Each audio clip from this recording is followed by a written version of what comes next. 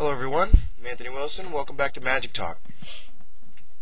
I've got a lot of messages and a lot of people coming up to me asking me to review the deck that I'm going to review today. It's called Dredgevine. So I decided to go ahead and look up the deck and take a closer look at it. And forgive me for being harsh, but I have no idea how this deck wins. I don't understand how people let it beat them.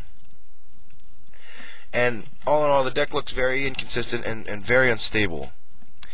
So we're gonna take a look at it here. If you guys, I know I'm gonna get a lot of hate mail about the comments I'm making about this deck, but honestly, I don't think it's a very good deck, and it only wins when people aren't prepared for it. So we're gonna talk about how it does try to win and what you can do to stop this, because it's very easy to stop. Here's build number one we're going to look at. So what it does is it uses Cryptologist, Hedron Grab, Merfolk Looters to put stuff in their graveyard, Extractor Demons, and Vengevines, and then recurs them to win. That's all I can see how it wins. I don't understand anything else. I guess I'm just not seeing it. Maybe Creeping Tar Pit get there, I guess. But it relies very heavily on these cards to win. And Renegade Doppelganger, yeah, okay. So you've got another Vengevine, and you've got another Extractor Demon, which is pretty good.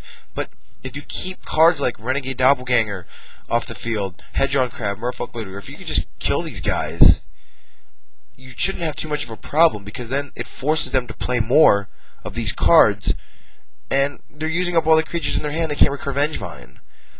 So if you stop that from happening, I don't understand how you could lose, because they're getting rid of all the cards that they need to discard to Fauna Shaman to search for the other dudes. Like, it shouldn't be that hard to stop. I mean, when you see Fauna Shaman, you should know to kill it. When you see Birds of Paradise, Hedron Crab, these are important cards that you need to get rid of. You need to keep these off the field. Renegade Doppelganger, you don't see this very often, but this guy's a huge threat. I've seen him played in a lot of decks, and a lot of people in my group are still experimenting with this guy. I've seen everything done with it. I've even seen blue-white decks that drop this guy early, and then they drop Sovereigns of Lost Allura, and they swing with Renegade Doppelganger and they win. Like, you need to. This is a guy you need to get rid of. You can't let him sit on the field. As far as the deck itself goes, it relies excuse me, it relies very heavily on the graveyard. So if you should have some kind of graveyard removal with all the Vengevines, with the Bloodghast, and all this stuff. I mean, especially with Fauna Shaman, and the Vengevine thing. You need to have some kind of graveyard removal in your sideboard somewhere, something to stop this. Even Pithing Needle. Okay, Pithing Needle can shut down Fauna Shaman's abilities. So you need to have something to prepare for this. If you're not prepared for it, it is going to beat you, because it's hard to stop this. But if you're ready for it, if you know what you're doing, it shouldn't beat you. You need some kind of graveyard removal. You need to keep key cards off the field, and you shouldn't have a problem. So as long as you keep this in mind, you should be able to beat this deck. Here's another build. This one running the Alchemist. I like this card a lot. If there were any cards in this deck that I liked, it would be this one. I think this card is pretty techy in this deck. I like it a lot. But this is pretty much the same build. Sideboard, I don't even understand why it's running off to the Baloth. I know that doesn't make sense. You say, whoa, they make you discard cards, and that makes sense. But you want to discard cards, don't you? You want to put Extractor Demon in your graveyard. You want to put Vengevine in your graveyard, don't you? I mean, I thought that was the point. So most decks, if they're smart enough, I know I would, is going to board out their discard against you. Blightning, Mind Rot, all that stuff is coming out against this deck, because it does not want you to put cards in the graveyard. Because that's the idea. You want to put cards in your graveyard. Especially, you got Fauna Shaman. I mean, you should know that if they have Fauna Shaman and they're running green, they have Obstinate Baloth in the sideboard. I mean, so it doesn't make sense to still put it in your sideboard anyway, because they're not going to make you discard. Any good player should not make you discard cards, because they know that's what you want to do, and they know you have Obstinate Baloth sitting around somewhere. So this doesn't make sense to me in the sideboard. I guess for lower level players, I guess you bring it in against them. I mean, guys that try to make you discard anyway, that leave their discard spells in against you. I guess that's what it's there for. Or, I mean, even against red, I shouldn't be too harsh. Against red, Obstinate Baloth is still really good. And he's a 4/4 body for 4 that gains you 4 life, so... I mean, maybe I am being too harsh too quickly, but... It depends on what you're using this for. It depends on whether it's good or not. I've seen, like, this build only has 1 Obstinate Baloth. That doesn't make any sense to me. Because now, if you are playing against red, your Fauna Shaman isn't sitting on the table, because they're going to kill this immediately. So you're not going to be able to search for Obstinate Baloth.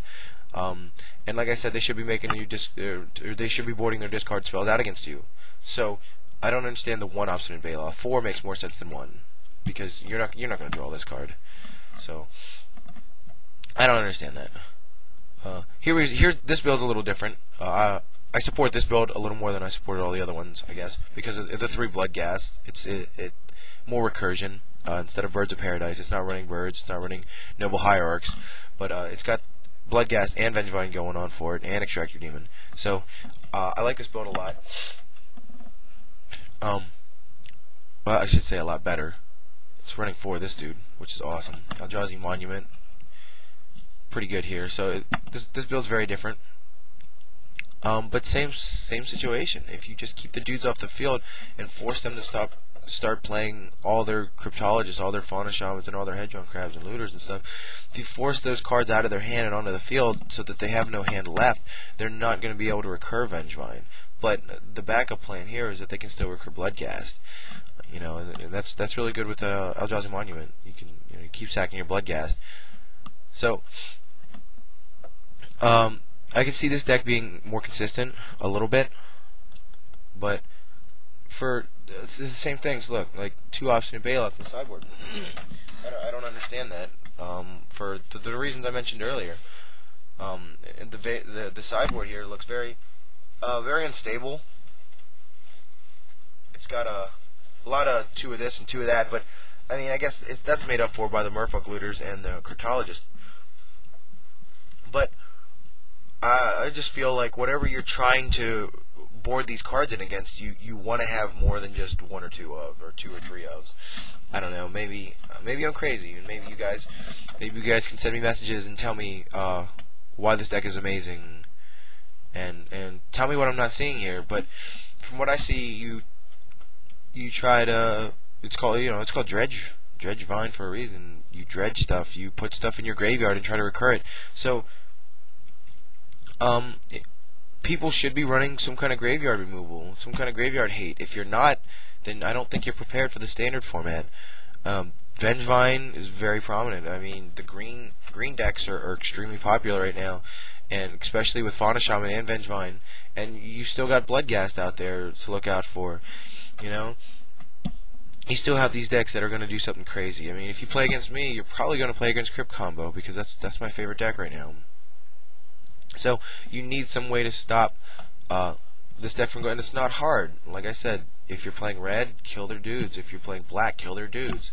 Remove their graveyard. If you're playing anything, you can play Pithing Needle. Pithing Needle shuts down a lot of their abilities. There's all kinds of stuff you can do. If you're playing white, play Relic of Progenitus or play Pithing Needle. But you need to have some kind of graveyard hate in this format. I can't express that enough. So be prepared for this deck. And if you're playing this deck, try to do something different. Try to watch it. Like, tell me what you're doing to stop the graveyard hate. I mean, obviously Pithing Needle here, it stops Relic, but I don't know how you stop stuff like Stuff for the Past, or I guess the Nature's Claim is for the ley line. But be prepared for this deck, and if you're playing this deck, let me know how you're winning. Let me know how, what I'm missing here. But that's about all I have to say for this deck. I mean, if it's working for you, like I said, let me know, because I don't see it. I don't understand how it's winning. I went through on Deck Check here, and I didn't see it. It doesn't have one first place standing here. I don't think there's only 7 decks that have made any kind of appearance. None of them are first place. I mean, you have a second place here in right here, Argentina.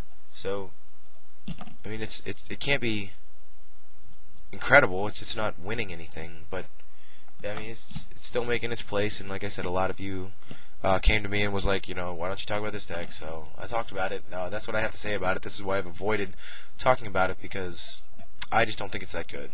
But if I'm wrong, tell me. So, but anyway, thanks for watching, and we'll see you later.